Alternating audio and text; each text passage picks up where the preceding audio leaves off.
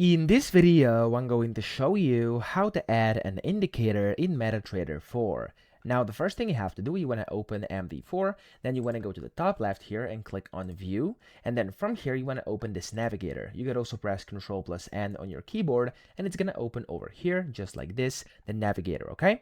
Now, inside navigator, what you have to do is click on indicators, so the plus next to it, and here you'll see all the different indicators you can add on here, okay?